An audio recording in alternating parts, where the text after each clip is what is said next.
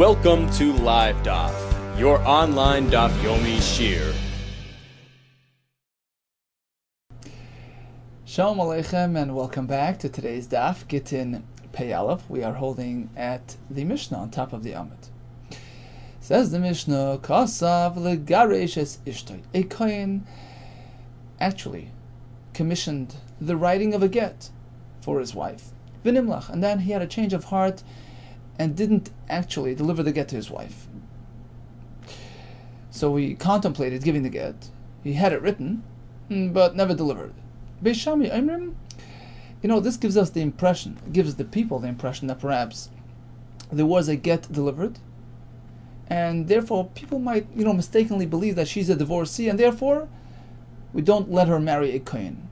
Some Mefarshim learn that it's min haTorah, some Mefarshim learn that it's a gzeira, a concern with the Rabbanon, to avoid any misunderstanding and misconceptions. Beishami Imrim, Postla min hakahuna, the ksivas haget alone affects a psul kahuna. She's ineligible to marry a kohen. Ubeis Hillel Imrim, no, afapi shenesonei la'atnai. So even if he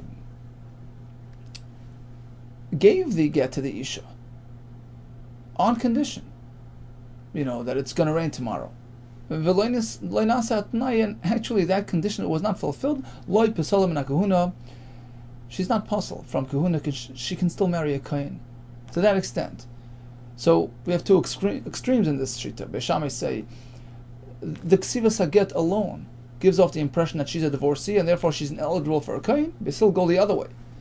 Even if she was actually given a get, but it was on condition and the condition was not fulfilled, she's safe to marry a kohen, down the road.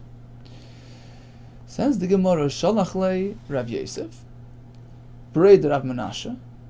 So Rav Yosef, the son of Rav Menashe, who came from this town of Midvil, he sent a question, Lishmoel. Ilam Dein Rabbeinu, please teach us, Rebbe. What happens if Yotza Olav Koil?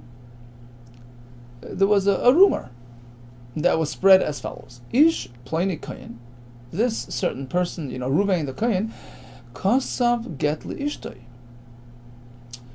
So he wrote a get to his wife.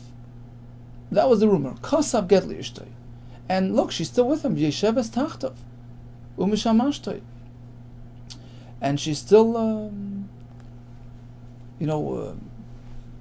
in his family. She's with him as a wife, which gives the impression that perhaps he had divorced her and took her back. And of course, in Kohen, he may not remarry his divorced wife. He can't marry any divorcee. Mahu, what would you say? What's the halacha here? How do we deal with this? As rumor says it, he divorced her, or actually, kasav, he wrote her a get, kasav get li'ishtoi, and there she is. There they are, living together. Shall we say that the rumor is true, is correct, that he divorced her and she must leave because she's a grusha, or not? Shalach lei. So Shmuel responded, Teitze, she must leave her husband. But we really have to examine, the facts and the process again. Well, what does this mean? Mahi, what do you mean to say? What needs to be checked out? Did he mean to say that we should give it a try, that perhaps we can stop this rumor? Or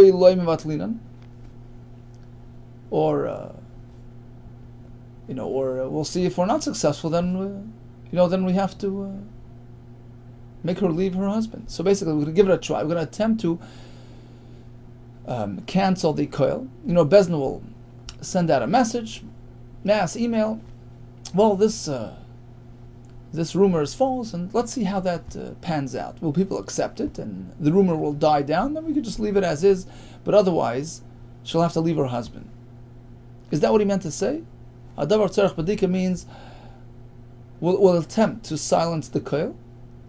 That can't be so, because Naharda, the town of Naharda, was Asrei de Shmuel. Was Shmuel's town, right? And the fact is that in Harda, the minig was not to. All the Dayanim, this was a running tradition in Harda. We don't try to cancel and to oppose and to quiet down rumors, and Rashi says, because it's going to give off the impression that we're supporting violators and transgressors, so we don't get involved. So apparently this is not what he meant to say. Ella, he meant like this. Remember, the koil was worded as follows. It said, Pliny koin kosav, right? Kosav get li'ishtoi. So what does kosav mean? So we have to simply define the definition of the word kosav. Ella, the ikar l'nesina ksiva. Well, we're going to research, we're going to verify whether in this town they are used to relating to the delivering of a get with using the word kasiva. So in that case, kosav get li'ishta is just another method, another form of saying, another way of saying he gave her a get. And that's trouble, because if you gave her a get, she's a grusha. That's what he meant to say. Let's determine what the word kosav means in this town. Asks the Gemara, so what? Let's say you're right, that the word kasiva is typically a reference to actually giving the get. Why is that trouble? L'ksiva gufa, mila kara l'ksiva. Well, certainly the word ksiva is also applied to the actual writing of the get, so perhaps that's all it means. Why are we saying that ksiva means giving the get? It can mean writing the get. Yes, the imegali most the kara l'nesina ksiva, because if it turns out that in this town they refer to nesina with the word ksiva, dilma nasan ka'amri. So then there's a chance that what they're saying is he gave the get. And that is enough to generate problems, generate concerns, and create a chashad, a concern that in fact she's a grusha, and therefore she has to separate. Really? Tete, she must leave her husband? As a result of a rumor? Any rumor that suddenly surfaces after a woman is married. So we don't deal with it. We don't reckon with it. We don't give credibility to a rumor which is trying to interfere with a married couple. Unless you have proper verification, but just a rumor, we don't deal with it. So why is this case any different? Look, there's a married couple, and there's a rumor to the extent that she was divorced and he took her back. What's a rumor worth in terms of a married couple?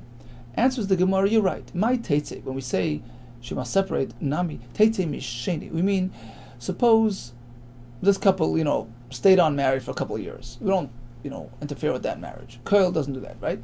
But then she left him, and let's say he passed away.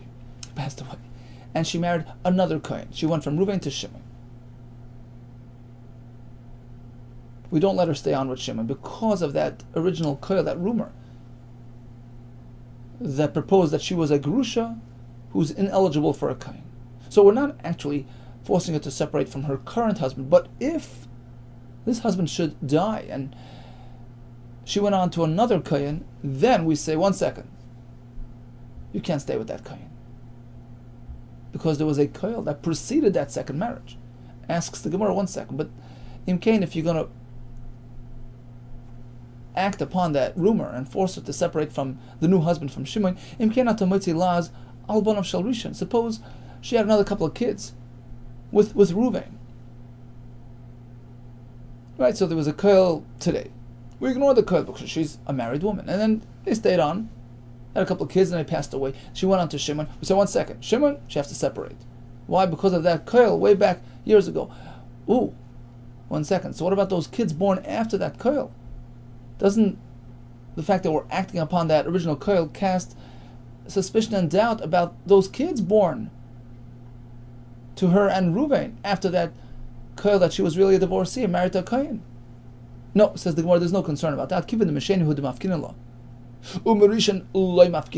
fact that we're only acting now, separating it from Shimon and not from Reuven. We let us stay on with Reuven until it passed away. So people will conclude that there must be another reason why we're doing this. Samach Lamisa Girsha, perhaps Reuven, divorced her right before he passed away. And that's why she's a Grusha. Not because of that koil of years ago. In which case, her children with Reuven are perfectly fine. So bottom line is, we have a Mishnah. A fellow wrote a get, but didn't deliver it to his wife. Beishamai say that's enough to make her puzzle from kahuna, gives the impression of a grusha. Beisil say no, nothing doing. There is no psul unless you actually divorce her, and it's a successful divorce, because if it's a divorce al t'nai, the t'nai didn't, it's not considered a gerushin, and there's no issue in terms of her marrying a kohen. We proceeded with a shaila asked to Shmuel about a koil, about a certain kohen having divorced his wife, and they're staying married. So he said, look, if it turns out that the kohen actually suggested that he divorced her, then we must separate her. But as the Gemara concludes, only separate her from the second husband, but she can stay on with the first husband without concern, because a kohen is meaningless on a married couple. But apparently we do reckon with kohen, at least with reference to the new husband. Amar Rabba Barbachana, Amar Rabbi Yechana, Mishum Rabbi Yehuda Bar Eloi, Boirei, come have a look. Shaloi Kedoros Rishonim, Doros Acharonim. Our generations, the later generations, are no comparison, no matchup in terms of our Yira Shemayim to the prior Doros, to the Doros Rishonim. What does he mean? Doros Harishonim Beishamai. The earlier Doros is a reference to Beis Shammai in our Mishnah, and Doros Achronim is a reference to Rabbi Doisa. So in our Mishnah we have Beis Shammai who are very machmer in terms of protecting the integrity, the yichus of kahuna. Any doubt, any impression is already a concern.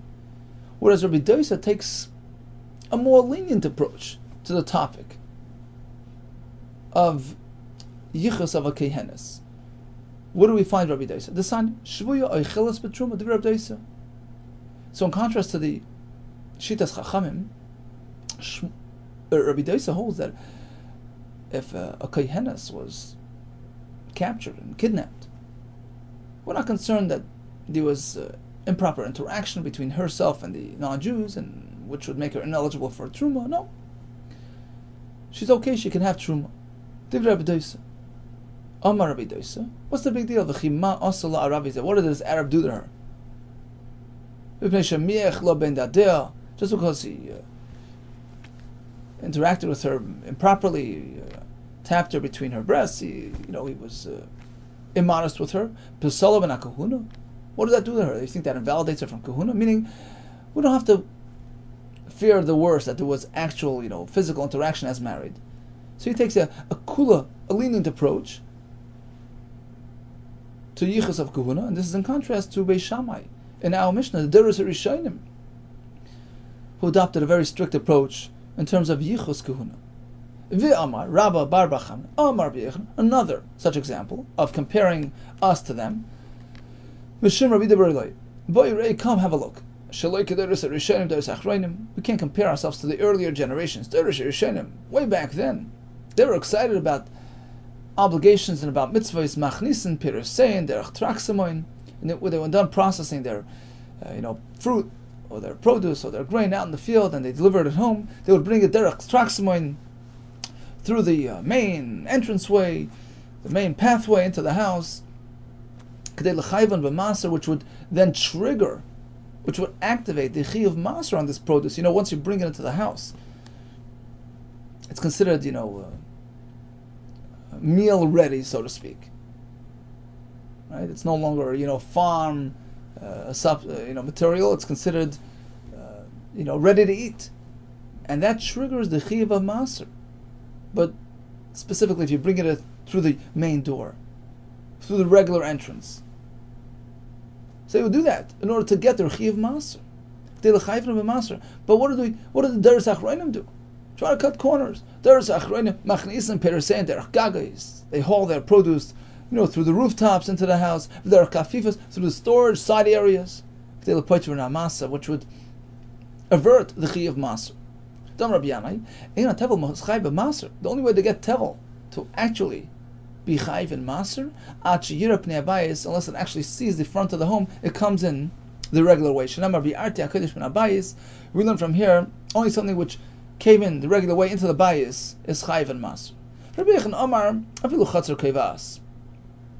Not only the home, but even the yard, the courtyard is also sort of an extension of the home, and delivering it into the courtyard triggers the Chiv Maser as well. This is speaking about Trumas and Masras, that they'll have it in the Sha'arim, B'Sharecha, is a reference to even the exterior areas, the courtyard. That's also a place that's meant for Achila, and something in there is Chayiv in Maser.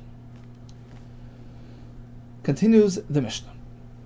Hamagarish is Ishtay, Velona Imay B'Pundaki. So this fellow actually divorced his wife. No questions about that. He divorced the wife, but then they stayed together in a motel on the road. There's no need to give another get. There's no concern that perhaps he did a new kiddushin and remarried her at that opportunity. We're concerned that perhaps he remarried her, he did a new kiddushin, and a new get is required. When are we concerned? When this divorce that took place was of a married couple, in which case they're very familiar with each other, and perhaps they made amends and they remarried. Of course, everybody agrees, even Beis Hillel agree that if the gerushin was of a engaged couple, in which case they're not really so close, there's no need for another get. Why? Because he's not close to her. When do we have this discussion? Meaning, when do Beis Hillel require another get because of this concern that perhaps there was a remarriage? There were witnesses, there were Edom, that they actually interacted as married. So that serves as firm grounds, firm basis for a remarriage, a new kedushin. And that's where the machlekes comes. Bishamei sabri. Bishamei say no concern, no worries. Adam oise bilas nus. Even if there was an interaction as married, we just assume it was an improper behavior, was not meant as a kedushin.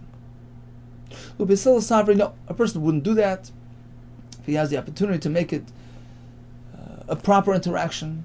Bisil sabri ein adam oise bilas nus. We assume that it was meant as a kedushin, and therefore a new get is required.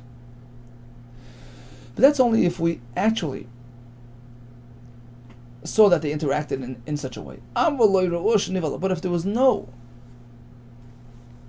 witnessing about nivala, so all we saw was, let's say, yichud, divrei hakoil,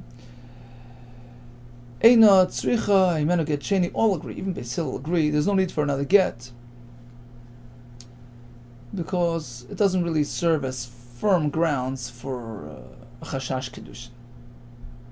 Now the kasha is, so if we saw shenivalot, then why does the Mishnah differentiate between a married couple or an engaged couple? We saw beila, and we assume beila equals kedushin. Tanan umoidim ben iskashim ne'erisin. Mishnah says everybody agrees if this was an engaged couple, she'ena tzricha hemena get sheni, you don't need another get. She'en li b'gaspa, because they're not so familiar with each other. 1 second. If we saw that interaction, what's the difference? Mali min ha'erisin, mali min ha'nesuin. What difference does it make? What stage of life they were? What stage of this relationship was it? Erisin and nesuin. We have bila, and we assume bila equals kedushin. You're right, says the Gemara. Elamas nisan b'shaloi ru'ua shenivala. Our Mishnah has a different approach to this machlekes. We're speaking that they did not notice any Be'ilah. All they saw was Yichud. That's all.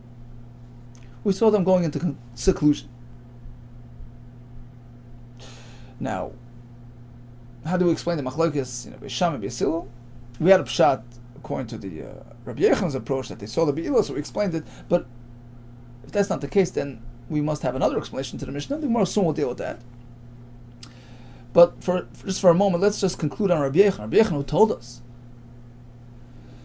that was speaking that they did see Shenivala. Rabbi Yechon and the Amar Ki Haitan. Rabbi Yechon had a different version of the machlokes. He was following a different Tana and a different Brisa. He was not following our Mishnah.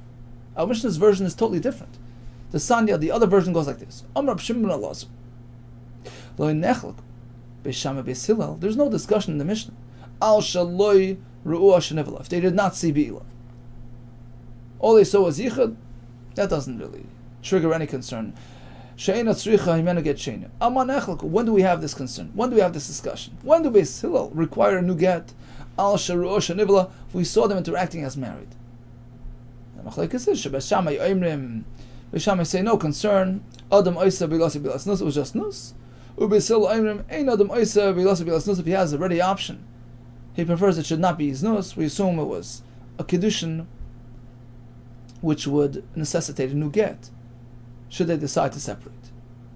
So this is the Tana, the Brisa, which Rabbi Yechon was following when he presented his structure in terms of the machlokes. Now, our Mishnah apparently learns differently. Right? Remember, the Mishnah by us differentiates between a married couple and unmarried couple. Well, if we saw Shenivala, then there shouldn't be any difference. And in fact, Rabbi Yechon and his Tana don't differentiate, because we have firm basis of some sort of interaction here, right? Shenivala. The question just is how to interpret it. Was it nuz or was it not? But our Mishnah is going on a different track. What about our Mishnah's approach to the machlokes? Apparently, there was no ru'ah shenivala. Always have as a yichud. So, by my pligi, how then do we explain machlokes? Beisham and Beisilo. The ika ede yichud, v'laka ede bia. We're speaking that we have witnesses on the yichud between the two, but no more than that. We have no edim about bia. The machlokes is Beisham sabri. Lo yamrinan hein ede yichud. We don't adopt the strict approach and presume that just because we have edim on yichud equals further physical interaction. We don't say hein ede yichud, the edim of yichud, ve'hein ede bia serve as edim for bia as well. Meaning, we don't assume that one thing leads to the next. Unless we know, we don't have to assume, and therefore there's no need to be concerned. Ubeishilal savri, yeah. In this case, when they were already married previously, they have that familiarity between them. So we say that yichud is really a catalyst for bia. Once we have yichud in our minds, that equals bia, and therefore a new get is required. But that's only when they were previously married. And that's why the Mishnah concludes with the words of Moedim. Everybody agrees, B'neskasham and Erison. If they were just Erison, she'ena tzricha himena get sheni. There's no need for a new get. You know why? The kivan de ein liboy gaspa, since he doesn't feel so close to her. Lo yamrinan hein ede bia. We don't say that ede yichud equal ede bia. So now all parts of the puzzle fit in perfectly. And now Mishnah, all we have is yichud. Beishamay say yichud is yichud, that's it. Beisil say yichud equals bia. But that's only by a married couple. But otherwise we don't say that. But Rabbi Yechon had a different approach to the machlokes, which was different than our Mishnah. Asked the Gemara, how could Rabbi Yechon take on a different approach than our Mishnah? Umi Amar Rabbi Yechon Hachi? Is that so that Rabbi Yechon presented a different package? For Amar Rabbi Yechon himself tells us, Halacha Kistam Mishnah, we always adopt the anonymous Mishnahs. A Mishnah without a name, that's how we paskin. And we've just established that according to our Mishnah, all we have is yichud. We didn't see more than that. So how could Rabbi Yechanan take a different approach than our Mishnah? Answers the Gemara, there was a difference of opinion in terms of how Rabbi Yechanan paskin halacha l'maaseh. There are two approaches. According to Rabbi Yechanan, meaning some maintain that Rabbi Yechanan always paskin like a stam Mishnah, and others disagreed, and not necessarily does he follow the Mishnahs, and he could have very easily have taken on a different approach, as per the other approach of the Brisa. So bottom line, person was megarish ishtay, v'lo ne'imay b'pundiki. What happens? So Beis Shammai say no new get is required. Beis Hillel say yes. We have two approaches: the Mishnah's approach and the Brisa's approach. According to the Brisa's approach, which is Rabbi Yechanan's approach, the concern is only triggered when we have Edom on the Biyah. The question is how to deal with it. Beis Shammai say we deal with it just like as Nus. Beis Hillel say no. We look at it as a Kedushin. And this applies whether it's Min HaNesuin, Min HaErusin. Our Mishnah's approach is that all we have is Edei Yichud. The question is, should we assume Yichud led to more than that? Beis Shammai, no. Beis Hillel, yes. But that's only if it's Min HaNesuin. Continues the Mishnah. Kansa beget kireach. Rashi brings Gemara Bava Basra. The Kohanim made a special takana for Kohanim who were perhaps prone to irritation. Kohanim kapdanim heim, Rashi says. We find many times Kohanim are praised for their acuteness, for their conscientiousness. Kohanim zrizim heim, Kohanim chachamim. But sometimes there's a downside to it when you're really conscientious. In particular, it can bring a downside, an irritable side to the person. So Chachamim knew about that, they were aware of that, and they were concerned that if we make it too easy for the Kohen, he might just divorce his wife out of women. When he has a change of heart and he gets back to himself and regains his composure, he'll want her back, and it'll be too late because a Kohen can't remarry. He can't marry a Gerusha. So they made it a bit more difficult. They added more steps to his get to prolong the process, hoping that perhaps he'll have enough time to reevaluate and, if need be, cancel the process. So what they did was like this. A typical get of a Yisrael is just a plain parchment with two edim on bottom, and you're done.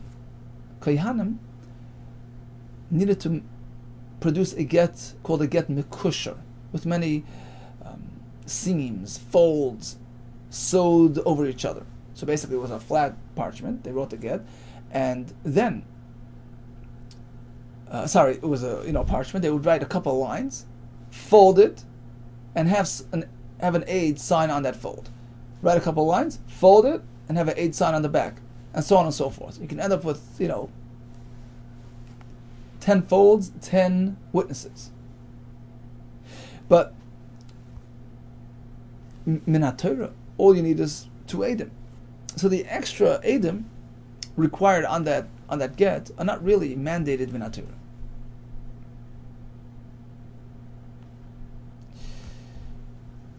Now,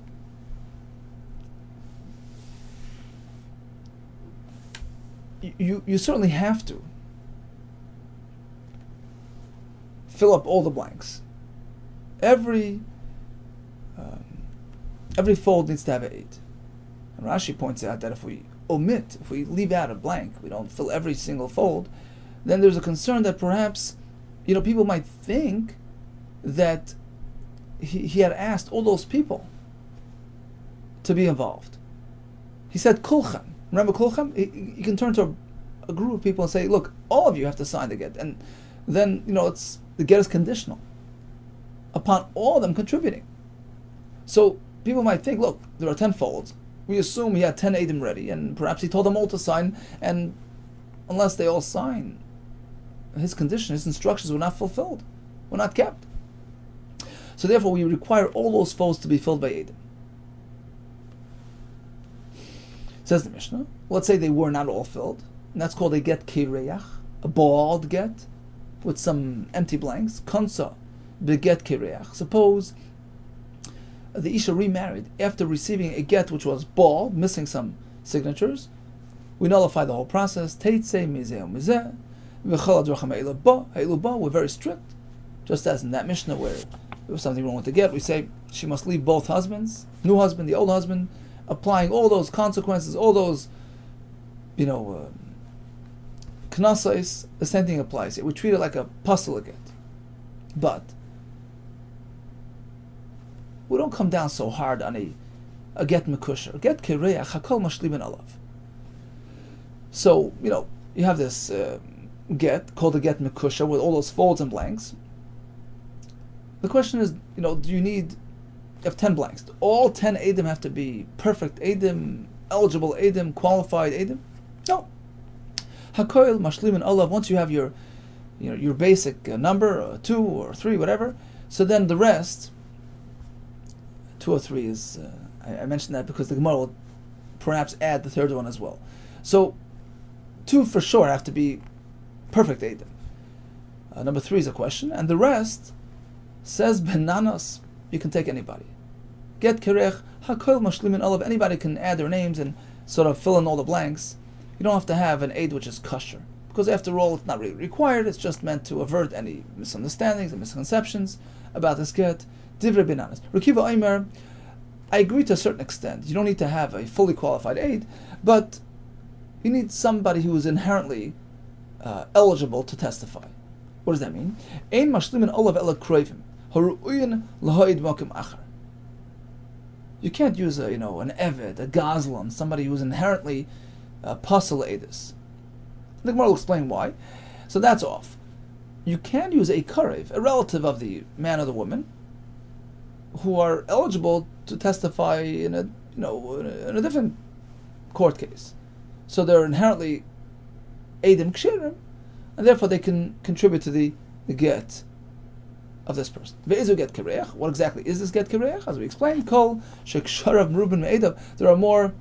Ksharam here means the sew down folds.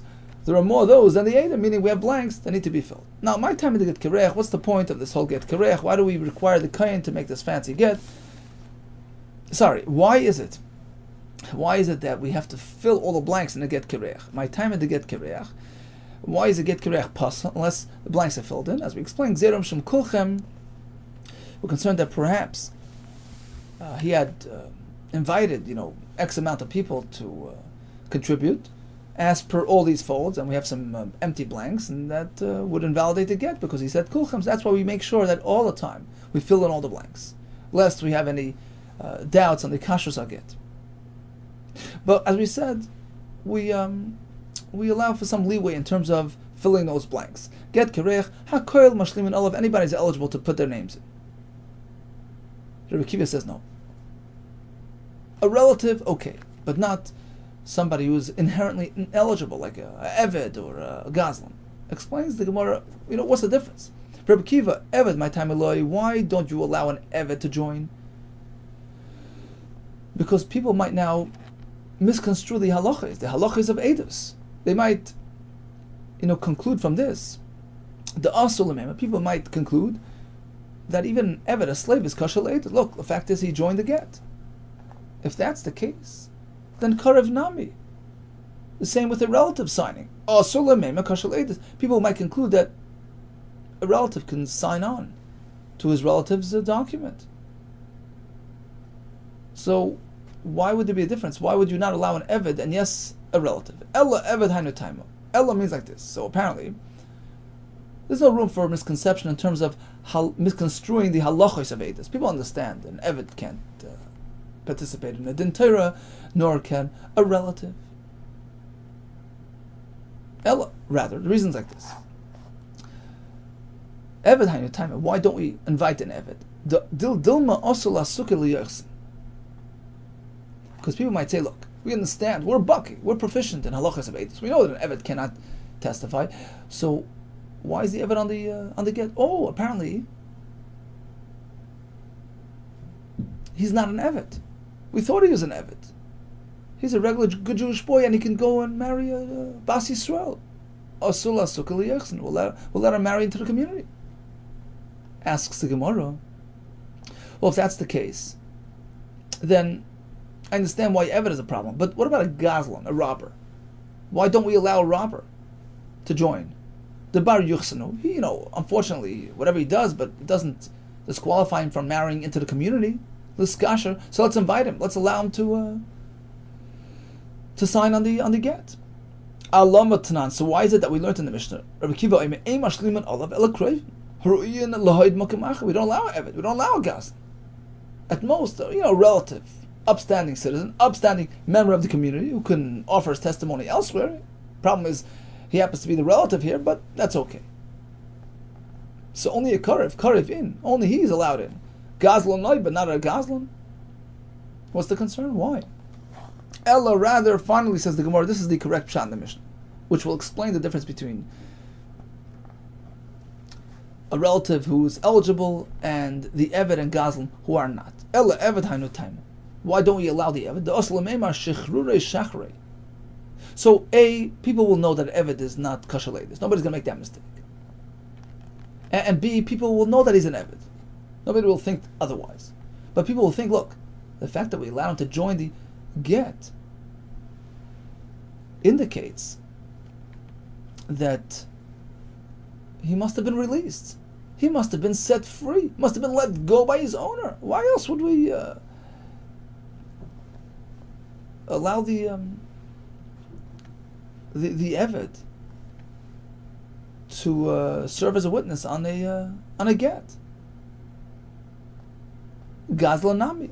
Also lememar tshuva avad. Same thing with a gazlan. People will think, okay, he repented, he did tshuva. He's no longer a gazlan. Right? So, and that's of course not true. So therefore, we don't want to run into that issue. We don't want to create an impression that these people are. We don't want to certify these people, as opposed to a relative. Karev, Michael lememar. What concern do we have if we allow a karev in? No concern at all. Karev, Kuliyal Miyadi, the Karev, everybody knows. Look, he's an uncle. No doubt about it. No question as to his relation to this person. So there's no room for misunderstanding or misconception, and therefore there's no risk involved. So bottom line, a Kohen got a special get, called a get Mekusher.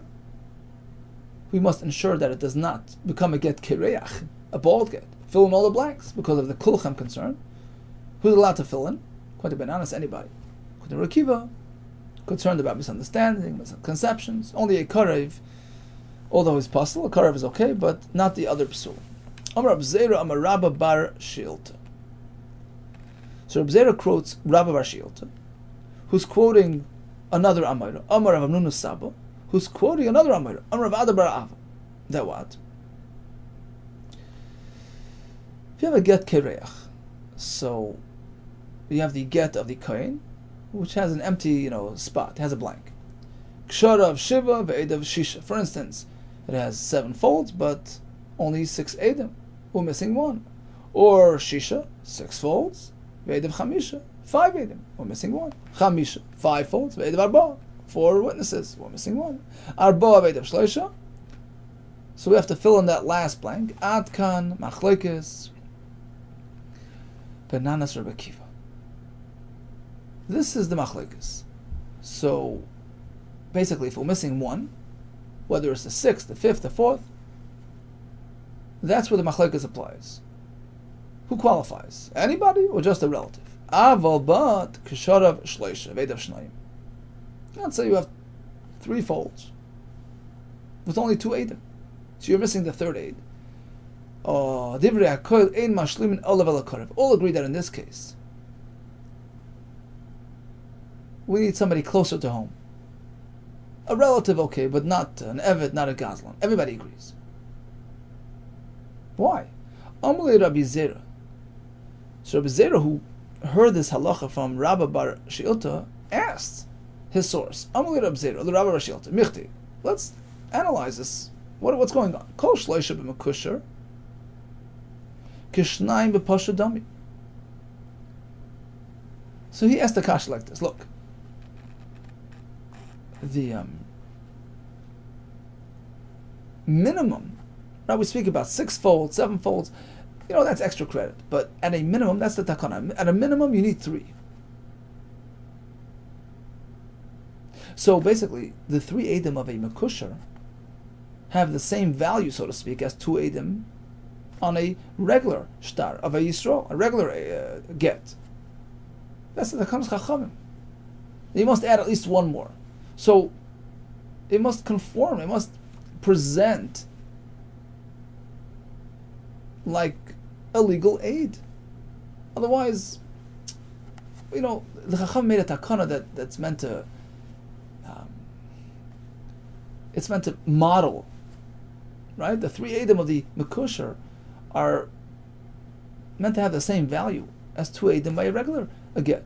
And therefore, Mahosam Karav Loy, just like by a regular get, the two Eidim can't be relatives. Avhacha Nami Karav Loy, likewise the three Eidim, the three basic minimum requirement of the get Mekusher need to be proper, 100% certified Eidim. Amalei, so he responded, I had the same question, and I asked my source, who asked his source. Afli Didi Kashli, I had the same question. I went to Rav Nuna to ask him. Rav Nuna went to Rav Bar Ava. He was the actual source of the originator of this halacha, and he told him, look, and he told him, Hanach l'shleishav mekush lav deiraisa. Leave. After all, in Torah, all you need is two Eidim. So even though the Chacham instituted this new type of takana, three Eidim by the Mekusher, but as important as it is, but it's not Min Torah. And therefore, the third Eid doesn't necessarily have to be a perfect Eid. But, it's interesting, but all agree that he has to be inherently certified to be an Eid, b'makam achar. He can't be a Gazlan, he can't be an Eved, who are inherently deficient. He has to sort of present as a kosher Eid. A relative, that's okay. So it's interesting. The first, the basic Eidim, the two Eidim have to be perfect Eidim. 100% qualified, certified Eidim. Number three is sort of in between. All agree that he doesn't have to be perfectly kosher, but he has to be inherently eligible to be an Eid elsewhere. He has to be a kar. He has to package himself like an Eid. Regarding the remainder, that's where the machlekes comes in. Anybody's okay or just relatives. Tanya Mihachi, we have the same in a brisa. This differentiation between number three and the rest. Get kereach ksharav shiva, veidav shisha, right? Shisha, 6 folds, veidav chamisha, only 5 edim, so we're missing one. Chamisha, 5 folds, veidav arba with only 4 edim, so we're missing one. Arba, veidav shleisha. And all these, we have the machlekes between Benanas and Rabbi Kiva. Ad kan machlekes, Benanas and Rabbi Kiva. So Benanas allows even an Eved, Rabbi Kiva does not. Here's Shlomo of Eved, right? If you put the Eved on there to fill the blank. Benanas Omer Vlad Koshev, she married, child is okay.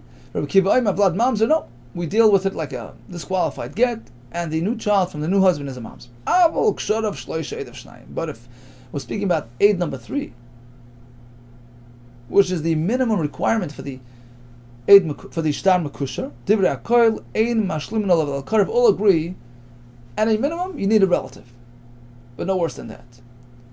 And here comes another twist. Rav Yosef masni kosher. Rav Yosef's version of this halacha was that, when Reb Zera told us that there's a difference between number 3 and the other ones, you need to have a perfectly valid Eid on number 3. And we can understand this very well because number 3 of the Eid Mekusher is like number 2 of a regular shtar because it's the minimum requirement. It's the basic number of Eidim. So you need an Eid kosher. That's the Takanas Chachamim. Asks the Gemara about Tanya Karev, but we just learned in the Brisa that even a relative is okay for number 3. Let's revise let's edit the Lashon. You need a kosher. According to this shita, a kosher is required for 1, 2, and 3. But past 3, we have the machlekes between Benanas, who allows anybody, and Rekiva, only a relative. So again, bottom line is, by your typical get, 2 Eidim are needed, 2 Eidim are sufficient, kosher Eidim. By your get mekusher, so the first 2 Eidim, of course, Eidim ksherim 100%. Number 3, so according to some, he has to be fully kosher. According to others, a karev is enough. But past 3, according to some, a karev is required. According to Benanas, anybody's okay. But there's a limit to that. At most, you can have one relative sign on on the get. About trela, you can't have more than one. You can't have two. You know why? What's the problem?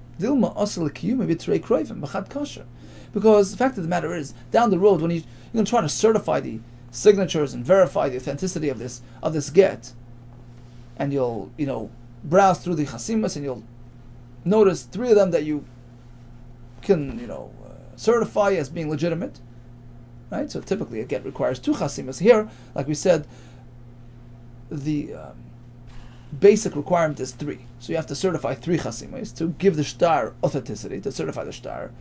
And if you have two ineligible Edom on that list, you might end up certifying the get by verifying three chasimas, two of which are relatives.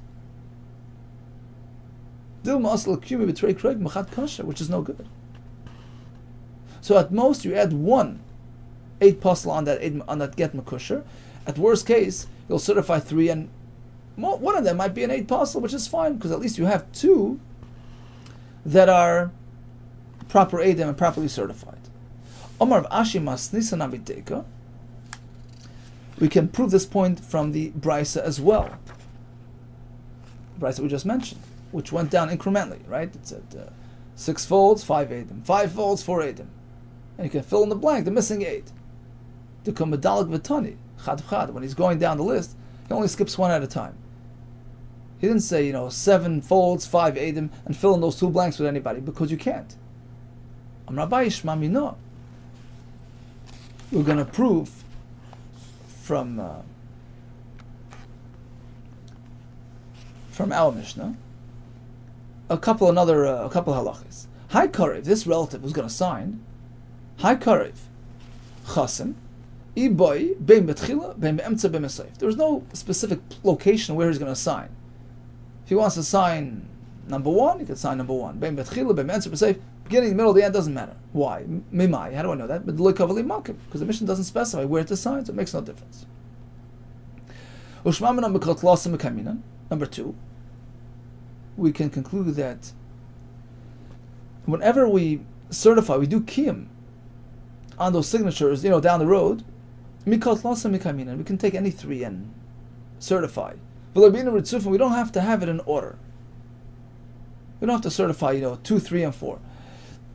You could take random signatures and certify them, and by doing so, certify the get. Why? Because if it was so that you have to certify them in order, 2, 3, and 4, 5, 6, and 7, you can't just jump around. If that were so, then why are we